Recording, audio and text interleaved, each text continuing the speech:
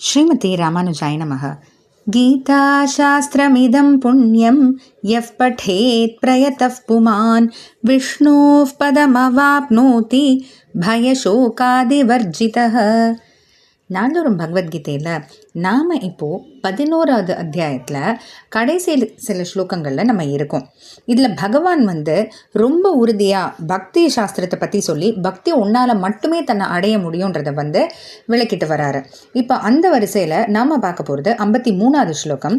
இந்த 53வது ஸ்லோகத்தில் எது மூலமாக பகவானை நம்ம பார்க்க முடியாது, அதாவது எதெல்லாம் பகவானை காட்டி கொடுக்காது அப்படின்னு சொல்ல வர்றாரு. ஏன்னா எதுக்கு இதெல்லாம் பகவான் எதுக்கு பகவான் எதெல்லாம் காட்டி கொடுக்காதுன்னு சொல்லணும் அப்படின்னா, அப்போ புரிஞ்சுக்கோ, இந்த மாதிரி விஷயங்கள்லாம் கூட காட்டி கொடுக்காது. பக்தி உன்னால் என்ன சுலபமாக பார்த்துட முடியும், பக்தி உன்னால் மட்டும்தான் என்னை காட்டி கொடுக்க முடியும் அப்படின்றத நம்ம புரிய வைக்கணுன்றதுக்காக, நம்ம உணரணுன்றதுக்காக தான் இப்படி பகவான் சொல்கிறாரு. 53வது ஸ்லோகம். नाहं वेदैर्न तपसा न दानेन न चेज्यया शक्य एवं विधो द्रष्टुं दृष्टवानसि मां यथा. அதாவது எப்படி நீ மாம் என்ன உயர்ந்ததான விஸ்வரூபத்தோட என்ன திருஷ்டவானசி பார்த்தவனாக நீ இருக்கல்ல. இப்போ நீ பார்த்துட்ட இந்த விஸ்வரூபத்தை, இவ்வளோ பெரிய விஸ்வரூபத்தை, யாரும் இது வரைக்கும் பார்க்காத விஸ்வரூபத்தை, யாரும் அது வரைக்கும் பார்க்க முடியாத விஸ்வரூபத்தை நீ பார்த்துட்ட. அப்படிப்பட்ட இந்த விஸ்வரூபம் சக்தி ஏவம் விதோ திரஷ்டும் ஏவம் விதா, இப்படிப்பட்ட இந்த உருவம் கொண்ட என்ன வேறு எதாலெல்லாம் தெரியுமா பார்க்க முடியாது? வேதம்னு கொண்டாடுறாங்களே, அப்படிப்பட்ட உயர்ந்ததான வேதங்கள் கூட அகம் வேதைஹீன திரஷ்டும் சக்கியக, அந்த வேதங்களால் கூட, அதாவது வேதத்தை தெரிஞ்சுக்கிறதுனாலையோ ஓதுறதுனாலையோ கூட என்னை பார்த்துட முடியாது. ந தபஸா, தபஸ்ன்னு பார்த்திங்கன்னா நமக்கு படத்துலலாம் கூட காமிப்பாங்க, அப்படியே ரொம்ப உக்ரமான தபஸ், அப்படியே காட்டுக்குள்ளே போய் கையை தூக்கிக்கிட்டு எந்த தண்ணீர் கூட சாப்பிடாம வெறும காற்றை மட்டுமே சுவாசிச்சுக்கிட்டு ஒரு காலை தூக்கி இன்னொரு காலை தூக்கி நின்று எப்படிலாமோ தவம் செய்கிறாங்க இல்லையா, விரதம் இருக்காங்க, இந்த மாதிரிலாம். அதனாலெல்லாம் கூட என்ன ந திரஷ்டும் சக்கியக, என்ன பார்த்துட முடியாது. ந தானேன ந திரஷ்டும் சக்கியக, தானேன தானங்கள் கோட்டியாக இல்லை தங்கங்களா என்ன தானம் செஞ்சாலும் அதனாலெல்லாம் கூட பார்த்துட முடியாது.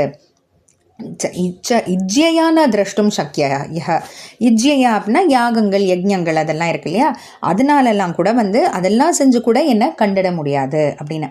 ஆனால் இப்போ பார்த்தீங்கன்னா இன்னொரு பக்கம் நம்மளுடைய சனாதன தர்மத்தில் சொல்லப்பட்டிருக்கு, இப்படி தானமோ வேதங்கள் கற்கிறதுனாலையோ இல்லை அதை சொல்கிறதுனாலையோ தபஸ் செய்யறதுனாலையோ யாக யஜ்ஞங்கள் செய்யறதுனாலையோ பகவானை பார்க்க முடியும்னு. அப்போ பகவான் இப்படி சொல்கிறாருன்னா, பகவான் ஒருபோதும் சாஸ்திரத்துக்கு மாறாக சொல்ல மாட்டார். ஏன்னா பகவான் வேறல்ல, சாஸ்திரங்கள் வேறல்ல.